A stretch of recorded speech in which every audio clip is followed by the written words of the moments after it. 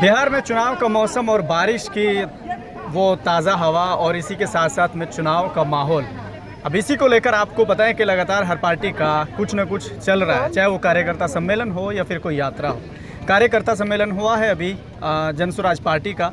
संभावित प्रत्याशी तारिक अनवर साहब इस समय हमारे साथ मौजूद हैं, तो जानने की कोशिश करते हैं कि आखिर किस तरह का प्रोग्राम था और क्या इसमें बातें हुई हैं और जनता से जो जवाब मांगा गया, वोटिंग का भी मसला सामने आया है, थोड़ा सा जान लेते हैं कैसा प्रोग्राम था, थोड़ा सा ये बताइए।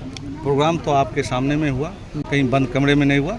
जनता मालिक है। हमारे पार्टी का सिद्धांत है 3 चीज़: सही लोग, सही सोच, सामूहिक प्रयास, जिसके बिना नेता नहीं चुना जाएगा। थोड़ा सा लोग मौसम भी ख़राब था, थोड़ा कम आए, लेकिन जनता जिनको पसंद करेगा, 3 यहाँ से कैंडिडेट हैं, उनमें से एक मैं भी हूँ। मैं नेता तो नहीं, बेटा बनना चाहता हूँ, भाई बनना चाहता हूँ, और नेता बनूँ या ना बनूँ, अभी भी समाज का काम कर रहा हूँ, आगे भी करता रहूँगा। वोटिंग का जो मामला है बड़ा दिलचस्प दिखाई दिया है, क्या वोटिंग के अकॉर्डिंग क्या मान लिया जाए? नहीं, ये मेरे नेता प्रशांत किशोर तो यहाँ पे आके देख नहीं रहे हैं। 3 कैंडिडेट है, कौन सही है, कौन गलत है, कौन जनता का चाहता है, कौन जनता के हित में काम कर सकेगा। मेरा नेता ने एक चीज़ बार बार सुने होंगे, एक बात उन्होंने कहा है, अगर मेरा कैंडिडेट खराब हो तो उसको वोट भी मत दीजिए। इससे बड़ा और क्या वादा कर सकता है भाई। और अभी तो जितने भी चाल चलित चेहरे वाले पार्टी हैं, अभी देखिएगा आधा से ज़्यादा क्रिमिनल ही उतरेगा।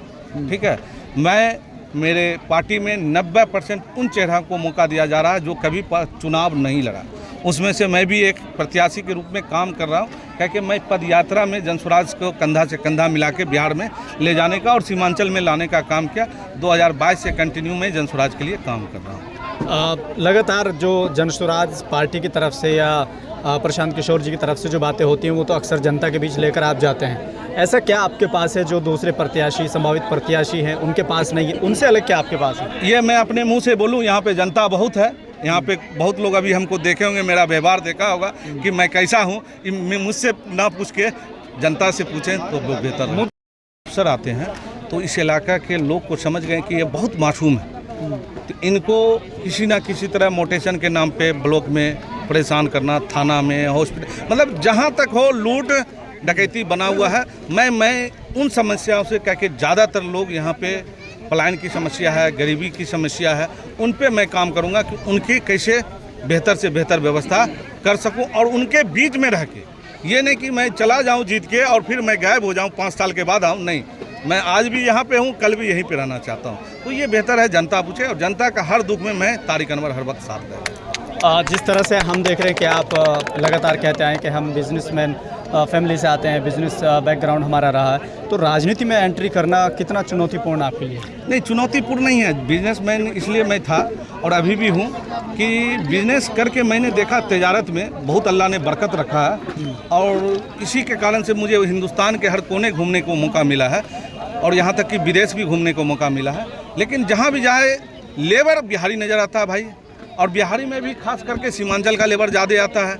उनकी हालत ये है 400 रुपये के लिए भाई पंजाब में जाके, गुजरात में या अहमदाबाद में, मतलब हम ताज्जुब करते हैं कि भाई यहाँ पे कोई बड़ी बात नहीं है। जो लेबर वहाँ काम कर रहे हैं, हमसे बहुत लोग लेबर जुड़े हुए हैं, वो लुधियाना में कपड़े का काम कर रहे हैं। बोला भैया जो लुधियाना में बन रहा वो हमारे किशनगंज में भी बन सकता है। मैं उसको प्रयास करूँ यहाँ बनाऊँ और यहाँ के नौजवानों को काम दूँ, उसको लुधियाना घर बार छोड़ के जाना ना पड़े। मैं ये चलिए, बहुत बहुत शुक्रिया हमसे बात करने।